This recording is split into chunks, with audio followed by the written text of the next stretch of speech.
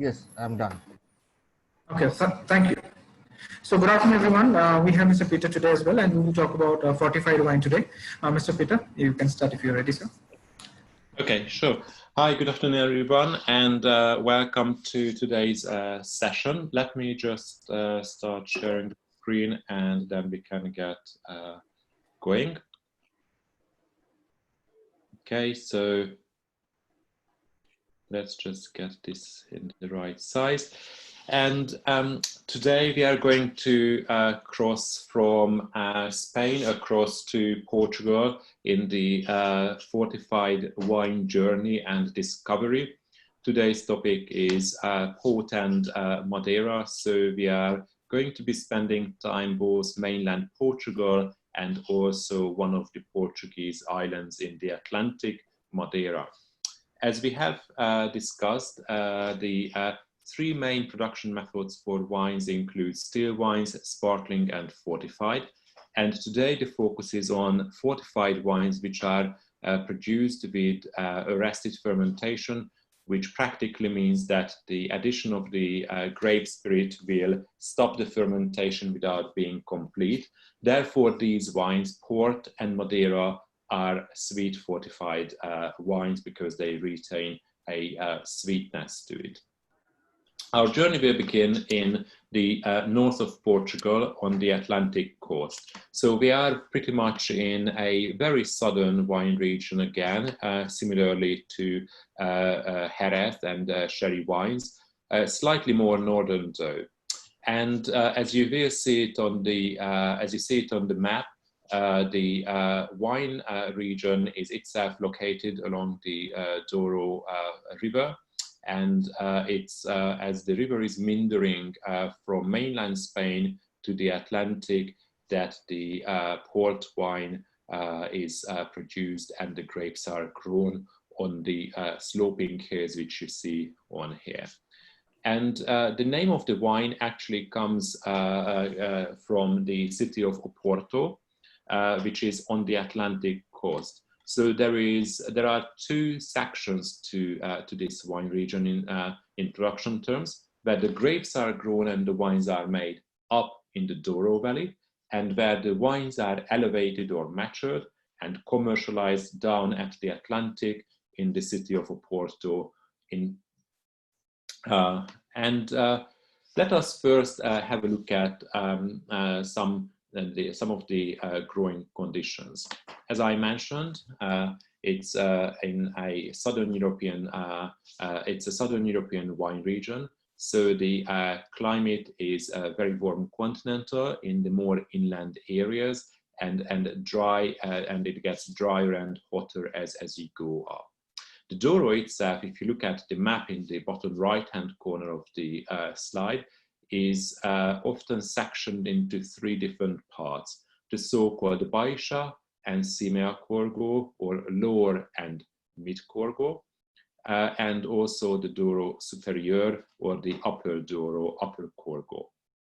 The heartland of the wine production is pretty much focused in the Cimea Corgo. As I have shown, it's the wine region. If I can just jump back to the first slide, because on the top right-hand corner you will see a picture that really well depicts and describes what landscape is like. So we are in a very southern European region where you've got steep slopes with a river meandering, and that will entail that the temperature is really high, and also the angle in which the sunshine reaches the grapes is really ideal for the production of very highly ripe grapes, which will then translate into high sugar content, so high alcohol. No wonder that we are talking about very full-bodied wines when we talk about ports. You will also notice that the slopes have a very particular sort of layout because of the location of the vineyards and the rows of wine, which we are going to touch upon in a second. However, before we do that, let us just also consider that It's pretty much a granite rock, bedrock that we talk about in terms of soil type, and is mixed with some schistose stones. So it's a combination of two stones, which again will be reflecting the heat, so will contribute to the creation of very ripe grapes. On the map, you will also see the city of Porto in English, or Oporto in Portuguese. And one part of the city is called Vila Nova de Gaia. Vila Nova de Gaia is singled out and is marked upon our map because it is the center of commercial activity for the port houses, the so-called port lodges. It is traditional here on the Atlantic coast that the wines finished maturation or elevation, and then they were ready for sale. At the time, of course, when port wines were invented back a few hundred years ago, the most traditional means of transport for export activity was sea transportation by ships, and that's why the port houses concentrated in Vila Nova de Gaia. And of course, they took advantage of the ease of transport from the Douro on the river Douro down to Vila Nova de Gaia. Today, most of the transport actually takes place by road or by trains. Let us have a look at what grapes are used for port production. There is quite a diversity of varieties, as you will see, ranging from Tinta Roriz via Torrega Nacional, Tinta Franca, Tinta Chao, and Tinta Barocca. As there is such a large variety of grapes used for port production, the traditional way of planting mixed variety vineyards is still continued today. It is only the exception of Torrega Nacional, where the production of single variety port is also done. Torrega Nacional produces fine tannin quality, really fragrant grapes. So that's why it is quite often that high quality quinta or wineries will also have single variety plantings of Torrega Nacional, so they can harvest, vinify, and bottle single variety Torrega Nacional ports. Don't be mistaken though that it's only black grapes that you can see here, because there's also a range of white grapes that is used for the production of white port. However, the amount of white port, or the proportion of white port produced, is very tiny compared to port as we know it. Let us have a quick look at the vineyard and how grapes are grown. As I have highlighted, the River Douro is meandering through the slopes from inland Spain across northern Portugal to the Atlantic, and it is along the steep slopes that the vines are grown. Therefore, the mechanization and vineyard work is fairly restricted. As you see on the photos, there are two types of methods to prevent erosion, and both of them rely on creating terraces. The first one is the socalzos, which is the creation of terraces with the help of supporting walls, whereas the patameras are terraces where they have been created without adding walls or building walls. In about 20 to 30% of the vineyards of the Douro, excuse me, there is no need for terracing, but actually instead of the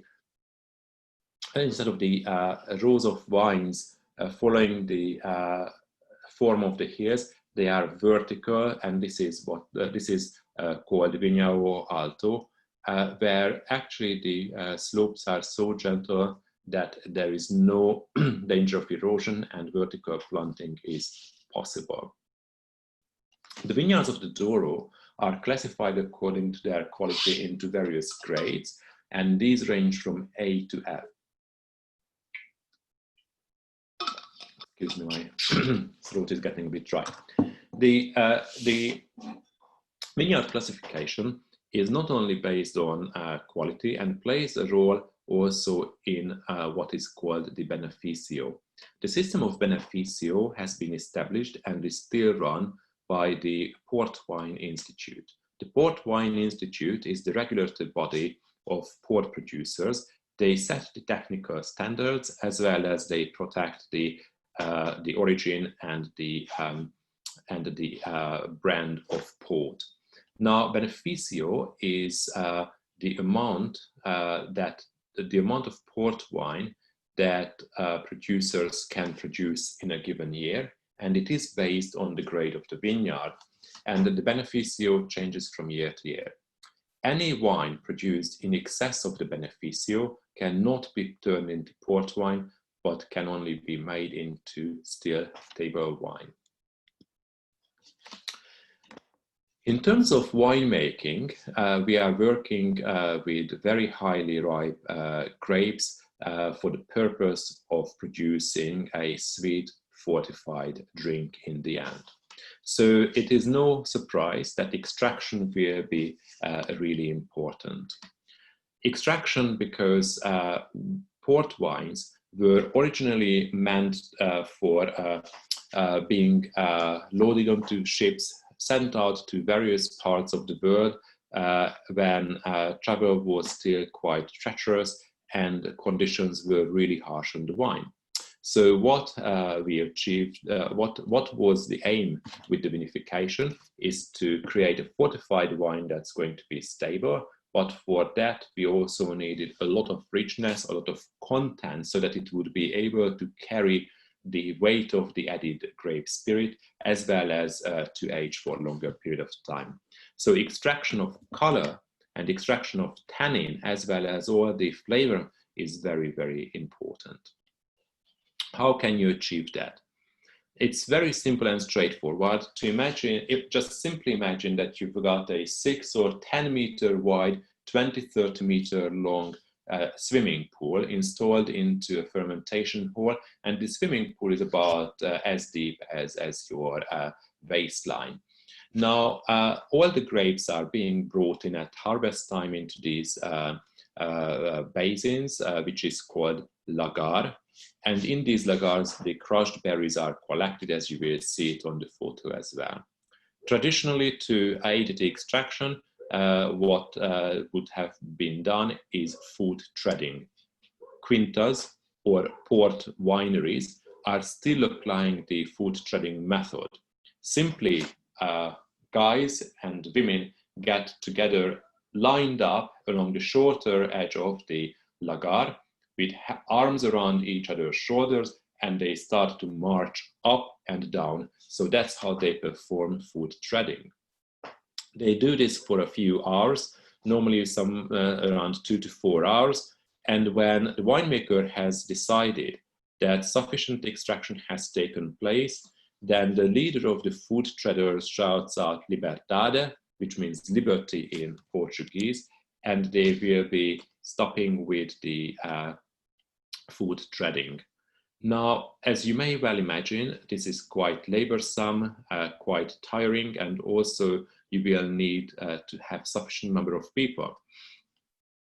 With the scarcity of laborers and also with efficient cost management, quite a lot of the quintas had been thinking how to exchange human power, manpower for some mechanization. And that's how the so-called robotic lagars were born. And this is what you can see on the picture here. So a robotic lagar is nothing more than a collection of small flopping semicircular metal plates which are drilled through, and these are meant to imitate the human foot. As they reach the fruit, then these flaps open out and then submerge the cap. Now the holes were drilled on these to allow the right pressure to develop, because when there are no holes, the pressure is too high, so there is much too harsh extraction of unwanted tannins and bitter phenolic content into the wine. And then these little metal foods are moved along the lagar by an automated machinery. This is what we call a robotic lagar. Most of the quintas have got a robotic lagar installed, big producers at least. There is also the process of auto-vinification, and auto-vinifiers are used normally for for port that is produced in large quantity and at a lower price point. Auto-vinifiers practically rely on a tank where a number of pipes ensure that with the increasing pressure that the carbon dioxide builds up in the tank, the liquid starts to move along pipes up in a holding base, collected and returned, and thereby practically a automated vinification takes place by pumping over the juice, and it continues until the winemaker has decided that sufficient extraction has been achieved. Once the extraction has been achieved, then starts the fermentation process, and it is during the fermentation that the aguardente takes place. Aguardente is the Portuguese for fortification, when a 77% strong grape spirit is added to the fermenting port wine, and this is approximately 20 to 80% ratio. So as you see, 115 liters of 77% strong alcohol to just a bit more than 400 liters of port-based wine that is still containing a fairly high amount of sugar. By doing this, you can achieve that 16 to 18% or 20% level of alcohol in the final wine. But once the wine has been made, then starts the maturation, which will really define the style of the port wine that we will have in the glass. There are two major styles that I would like to mention, and that's the Tawny style and the Ruby styles. The Tawny styles are also called as oxidative. These are matured normally in much larger wooden casks called pipes, whereas Ruby style wines are matured in large oak barrels or steel as well. Let us have a look at in detail what the styles of port are like. What do we know about them? So let us start with white port. As I mentioned, white port is produced in really small quantities. These are normally fairly dry in style, and they are consumed chilled. White port is quite often mixed with tonic water and with a slice of lemon. It will be an excellent aperitif before a meal. The Ruby styles of ports are quite full-bodied and fruity red port wines. As you will see, there are Ruby, Reserve Ruby, and late bottled vintages. Now, the difference is that the Rubies are normally in relatively short time in large oak vats, whereas Reserve Rubies spend a bit more time. So Rubies would be in oak vats or barrels for 2 to 3 years, whereas Reserve Rubies would be slightly higher, maybe 4 or 5 years. They are normally very intense, dark fruits, flavors reminiscent of cherry, blackberry, and black currants. Late bottled vintage will be normally spending at least 6 to 8 years in barrel, and that's when they will be bottled and with the vintage on it. So that's a specific style of Ruby wine. Tawny wines are the quite rich and mellow ports, which are created through an intense period of oxidative aging. This intense period of oxidative aging will result in quite sumptuous wines, very rich, nutty characters, butterscotch aromas. They will be at least 10 years old, Tawnies, but Reserve Tawnies can be aged for 20, 30, or 40 years as well. These are also referred to as age-indicated Tawnies. When a Tawny is tied to a single vintage, then it is described as a colliator. Colliator ports are normally quite fine and rare, and therefore also entail a higher price point. Vintage ports are bottle-aged ports, and they represent the best produce of a single outstanding year. The single outstanding year is normally decided by the quinta, so the producer, and when they decide that they actually will produce a vintage port, then they so to say declare the vintage.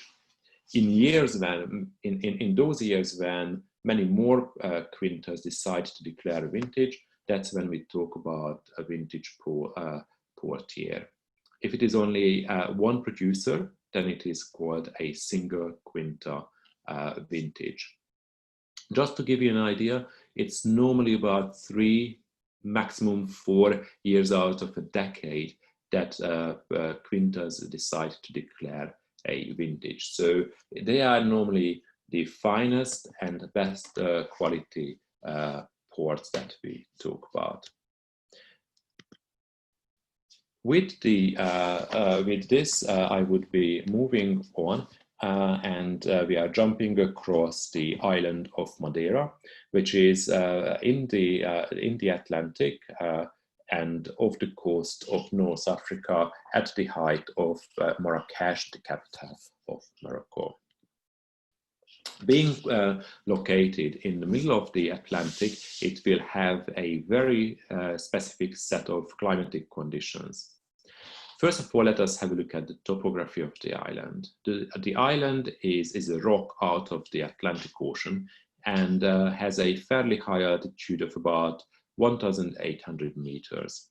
This will entail, and combined with the maritime climate, it will entail that the annual mean temperature is fairly low, around 19 degrees. So despite being very southern, but because of the location and the altitude, it actually is a fairly low temperature that is achieved. However, what is really high is the rainfall. And this rainfall means that the vignerons need to manage their vines very carefully. So normally it's a low trellis, and what they really have to take care of is powder mildew as well as botrytis bunch rot, simply because of the high moisture. If you want to put that into context and you think about that the monsoon swept sort of Bombay coast has around 4,000 mil of rain a year, and as you go inland it starts to decrease, so once you get to Nashik it's lower, then you appreciate that 3,000 mil of rain per annum is a very wet condition. There needs to be a specific set of grapes, of course, that can withstand such humidity, so much rain, and cooler temperature. There are 4 primary varieties which will produce really high quality Madeiras, and Tinta Negra is the variety that is used in all sorts of Madeira production, but is not really marked for its high quality. High quality is associated with Cercia, Verdelho, Bois, Mumsy. And we are going to talk about these grape varieties in detail in a second. But before we do that, let us consider how Madeira is made. So Madeira is all about, again, the same sort of or similar purpose as port wine. So it was a wine produced because it was exported to Great Britain, to France, and also Portugal, to the Portuguese colonies, and by the British it was exported to the British colonies. So it was a drink that was produced to be hardy, to be able to withstand the harsh transport conditions when you cross the equator, when the temperature is fluctuating, when the boat, the hulk of the boat is moving around. So we know from previous lessons that fortification, so the addition of spirit and increasing the alcohol level, will help you to stabilize wine. In addition to this, the very specific character of Madeira is to actually pre-age the wine, so to say, so to pre-oxidize it and thereby make it able to withstand the harsh travel conditions. Of course, today, these are not the reasons why we continue to produce these wines in this style, but simply because they have become a tradition, they have become a part of our gastronomic culture, and they've got a very specific place in there that we continue to enjoy. Dependent on the price point, there will be a choice to be made. The traditional method that you can see here on this photo is that you would be putting the oak casks into the hottest part of the building. You may recall from the sherry masterclass yesterday that the bodegas of the sherry producers are almost like cathedral-like buildings to allow a really large airspace at the top of the building so that the heat can rise up, and thereby you create an approximately 20-degree temperature where the Solera is for sherry production. Now, in the case of Madeira, you do the opposite. As you can see, you stack your barrels into the loft, which is practically the hottest part of the building. Now, in this day and age, when we talk about loft age Madeiras, these or the Canteiros method, then these will be the highest quality Madeiras, because clearly this is very labor intensive, therefore it is expensive. If you talk about more modestly priced Madeiras, then the so-called estufa is used. Estufa is a method whereby larger tanks are fitted out, or vats for that matter, are fitted out with pipes, and these pipes facilitate the circulation of warm or hot water around them, thereby imitating the oxidizing and almost cooking, baking kind of effect of wine being left in the loft. When you produce wine with estufa, then these will normally be quite on the lower end side. High quality wines are normally then arrested through fermentation with 95% strong grape spirit, and the usual strength of Madeira would be around 17 to 18%. In the case of Malvasia and Bois, they are fortified early, whereas Verdelho and Cercia tend to be allowed to ferment out until they are almost dry. So Malvasia and Bois will be earlier fortified, they will retain higher sugar, they will be sweeter, lusher in style. Verdelho and Cercia tend to be drier in style, and they may be sweetened later with surdo or abafado. Surdo is an intensely sweet Mistela fortified to about 20%, and abafado is a drier wine arrested at a later stage. So there are various ways of how you can sweeten a Madeira back. And it's also good to sort of remark here that wines made in estufa, so the lower entry quality level wines, are the wines where actually the winemaker will not want to waste any single penny, and therefore what they do is that the aging, oxidization takes place in the estufa, and the fortification takes place then after the wine has come out of the estufa.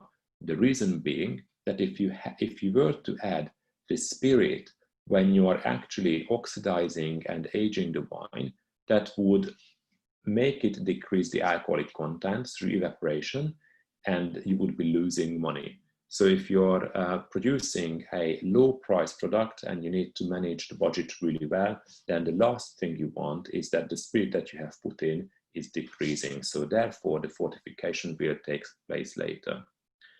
Equally, to speed up the process, they may need to also modify the color of these wines. So the addition of caramel may be used in order to accelerate the coloring process and buy time, so shorten the time that you need to hang on to the stocks before you can sell the wine.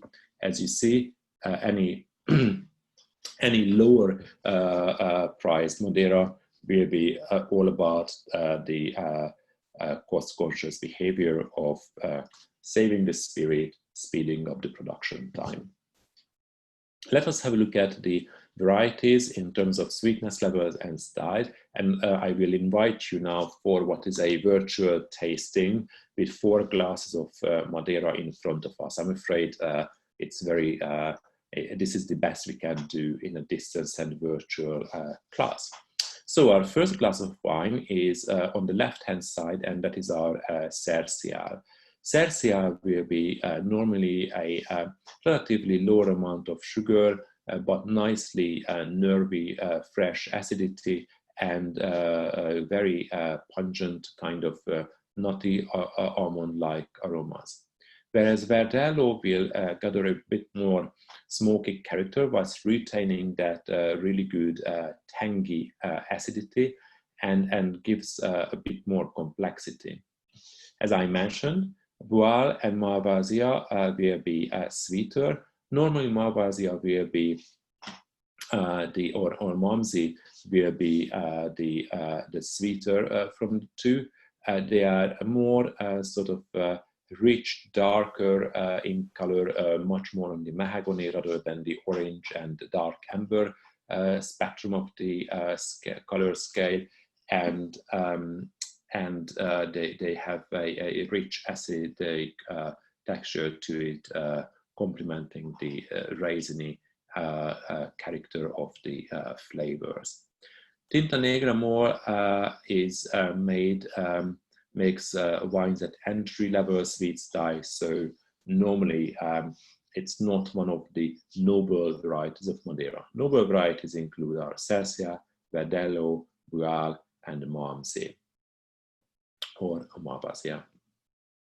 In terms of styles, when we talk about Madeira, we also will be looking at aging. So quite deceptively, Reserve is one of the shorter aged Madeiras, about 5 years that these need to be aged, and any of the noble, one of the noble varieties will be in there. If the noble varieties are aged for a slightly longer period of time, so for example for 10 years, then they are special reserve, or 15 to 20 years will earn them the classification of extra reserve in style. If there is not only an aging period, say of 15 or 20 years, but they are associated with a certain vintage and they are kept separate, then we are talking about a qualiator again. These are normally showing increasing levels of richness, concentration, whilst retaining that lovely freshness and tanginess that lifts the palate. Qualiator is really the higher end of Madeiras, and they tend to be rich and refined at the same time. So we have had a look at the aged Madeiras, but there are also another 2 categories that you need to be aware of. The so-called finest, which has been aged for 3 years, and this is normally a very entry-level category, so much so that it is used mainly for cooking. Whereas rainwater is a style of Madeira that is mild and tends to be made from not a noble variety, but much more from Tinta Negra more. So this is really the very lowest end and a very different style than the noble varieties of Madeira. With that, I have come to the end of the presentation, and what I would like to do is to invite you guys to put through questions as we've done so far as well. So I'm coming back to Tariko and Navnat, I believe, to see if questions have come in. Yeah. Peter, this is TG from Hyderabad. I could have to Oh, leave hi, for. sorry. Hi, I'm good. I'm good. How are you? Yeah, I just couldn't see your time before it's always. Because I'm sorry because my laptop, the camera is not working. I don't know why I have to just. I'm sorry about that, but the thing is that like I haven't received any question till now. So guys, students, if you have any kind of a doubt on his class, so please means any of those queries if you have on his class, so please give it to me right away, or you can text it to me through WhatsApp so that I can ask him about the port wine and the Madeira. Okay, and. Still, there is no things has come to me. Till then, Peter, I have one of the question from my side exactly. Means, this is my personal questions. Personal question in the sense like I have felt it whenever I test Port and Madeira. Like I felt it like whenever I'm testing it, it's always just like the dessert wine. Although it's a little bit of sweeter in taste. So what are the best food combinations we can put it for the dessert, or rather it can become with some main courses also? Right, so I think the Port and Madeira have their very specific place in terms of gastronomy, but that does not mean that you cannot be innovative. White ports are practically pretty much used as either an afternoon drink on a hot day with half tonic, half white port and some a slice of lemon, and that is really with some ice cubes, or as an aperitif. And of course, you may offer some roasted nuts and other sort of bits and bobs for people to snack on. In terms of the ruby ports or tawny ports, they will be pretty much at the end of the meal, and they are normally consumed as part of the cheese course. I'm saying that they are normally consumed as such, and I would say that the choice whether you go for ruby or tawny will be really dependent on your preference, whether you're happy and you like the kind of more oxidative, more nutty orange peel kind of tawny flavors, which I think can be very, very elegant, but some people actually prefer the richness of the dark cherry, blackberry kind of fruits in the more ruby or reserve ruby LBV category. Consuming these with other than cheese, and these would normally be semi-soft and hard cheeses or blue cheeses is fantastic with port. I would say that the tawnies are the ones that actually can lend themselves to sort of more roasted meat if you are a carnivore. But in vegetarian terms, I would say that more sort of casserole, vegetable casseroles, where it's all about the roasting, because that will marry quite nicely with the oxidative style of tawnies. In terms of Madeira, again, you could safely bet on cheese, but also I would say that Madeira will be very enjoyable with desserts. So if you think of creme brulee or any other sort of vanilla creamy desserts that really need that freshness of the tangy acidity, and then are complemented by the kind of more caramelized, Madeirized flavors. Okay. Good to know that. I have received one question from the Pune campus. His name is Varun Kulkarni. He's asking a question that can you please explain once again the Estouffer method? The It's Estufa Estouffer method. Oh yeah, okay. So the Estufa method. The Estufa method is nothing more than you've got big, massive tanks, whether it's stainless steel or they may be big wood casks as well, that where you install pipes so that you can circulate water in these tanks when the liquid, when the Madeira is in there.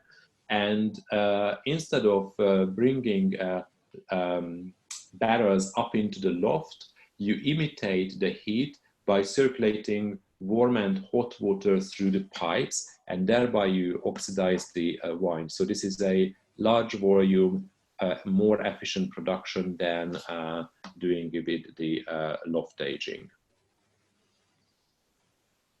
Okay, rightly said, Peter. And I don't have any question till now. Okay. Hello, Mr. Peter. Thank you so much for all the wonderful information which you shared with us. I have one of my students from Pune campus would like to ask a question, if you permit, please. Sure, go ahead. Yeah, I'm meeting Shaunak Dalal. If you could please accept the request and ask your question, please. Hello, sir. Good afternoon to everyone. Hi. Good morning. Good morning, sir. Hello, sir. My question is, why do we add aguardiente in port wines? Why can't we add other brandies?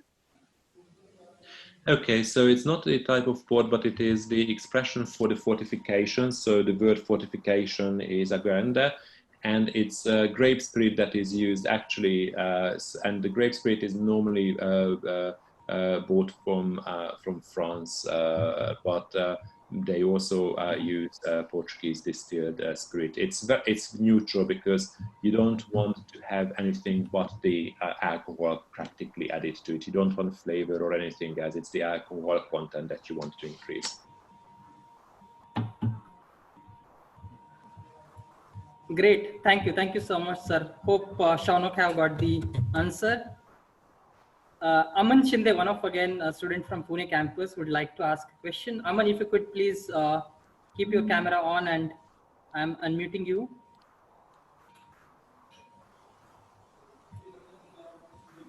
Aman, are you there?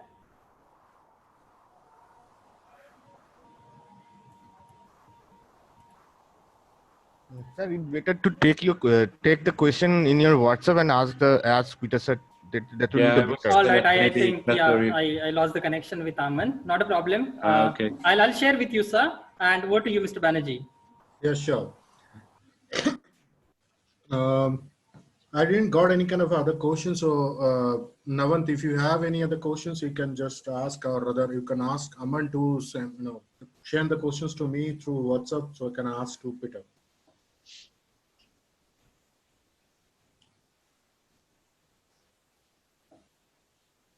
Yeah, guys, we are waiting for you to be, if you guys have any queries to Mr. Peter, you can just ask right away.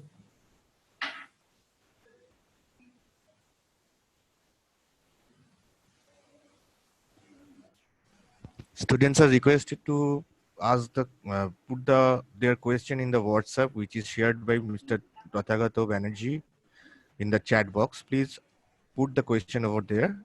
The Tathagato sir will ask the Peter sir accordingly.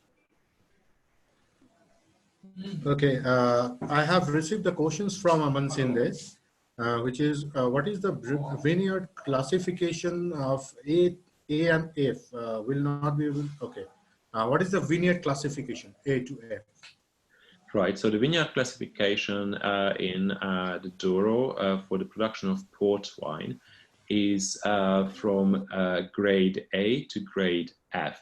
This will be associated with the quality of the vineyard based on aspects such as its location, the soil in that given location, and other considerations. Now, based on that, the Port Wine Institute in Porto will be setting the amount of port wine that can be produced in a certain grade of a vineyard, and thereby they keep control on the amount of port that is produced across. So the vineyard classifications also drive the quality and the amount of the different qualities of port that will be produced. So that is a method for the producers and their associations to control the supply of port, and thereby also indirectly the price of port. Thank you, Peter, for your answer. I am receiving a couple of more questions. Sure. Yeah. Okay. So it's Mr. Varun Kulkarni once again from Pune. He is asking that for Madeira, due to high rainfall, how is the record ripening in the grapes is ensured? So you need to remember that it's a fairly a southern location, and that will somewhat compensate for the high rainfall and the high altitude.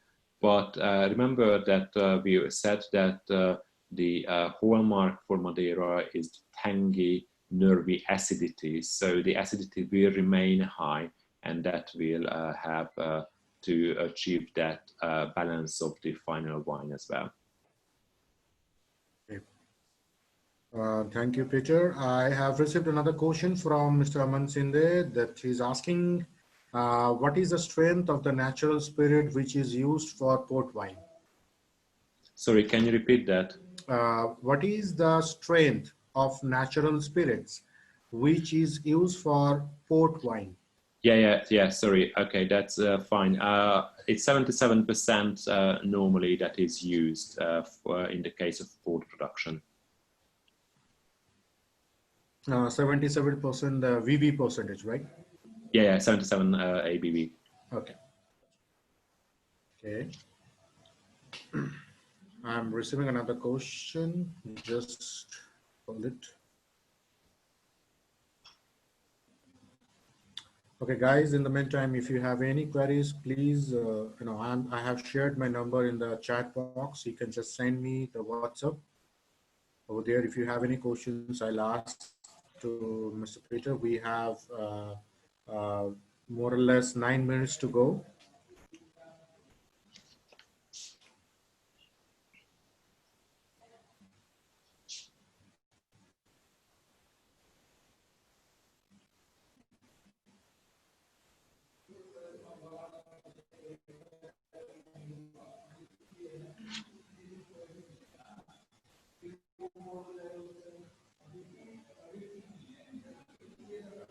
Yeah, okay. I have received another question from Aman that could you please tell us more about the Tinta Negra grape?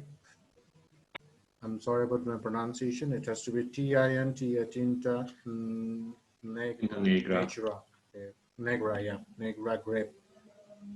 Yeah, so the Tinta Negra mole is practically the red Portuguese variety from Madeira. Excuse me. And as I said, it is pretty much used for the more modest quality wines because of the higher yield, paler skin. So in that regard, it is pretty much the workhorse of the vineyards in Madeira.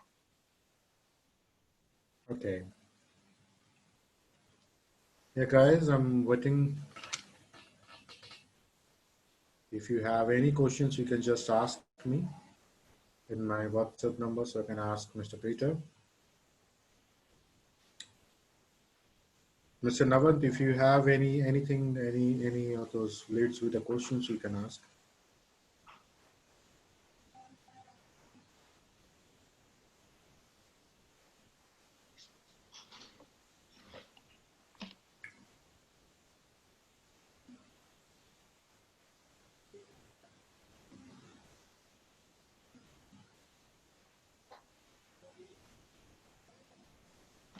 Yeah, I've received another question.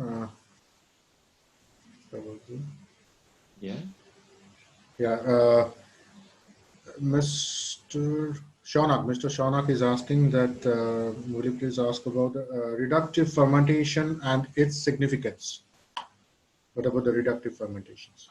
So we don't really talk about a lot of reductive fermentation in the case of either Port or Madeira. Reductive fermentation is when you pretty much disclose oxygen and manage that very tightly. Now, as you may imagine, when you do fermentation in a lagar, there's plenty of oxygen in contact with the juice and then the wine later on. Also, in the case of Madeira, we talked about, in fact, the oxidative aging. So there is not a lot of protection of the fruit because the resulting wine styles are also fairly oxidative in nature. Of course, for more ruby styles, they will need to protect the freshness of the fruit more than for tawny styles. But in the case of Madeira, again, it's just for good microbiological cleanliness that we need to pay attention to. But because we are going to intentionally oxidize it, there's no reason why we would be too much bothered about reductive winemaking. Okay, thank you, Mr. Peter. I'm sure that the students are clear about today's session. I'm not receiving any more questions, so in that case, probably the last thing for me to say is that I think that's it for today, sir. And yeah, we're gonna. Yeah. I have sent through the slides to Mr. Abdullah, so he will be sharing those across the campuses. That's one thing I wanted to say. And also we'll be meeting in about 10 days time or 2 weeks time for a session on Indian wines. In the meantime, please enjoy the sessions with Mr. Keith Edgar, and really great to have you guys again in class in our virtual classroom.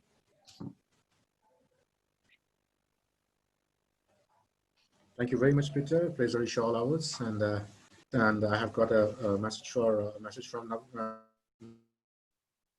Navant also. He's saying you thank you. He has got some issues maybe with his mic and something. Okay, and thank you very much from our students itself. And okay, have a nice day ahead over there. Thank you very much, guys. Great. We can leave the session. Bye-bye.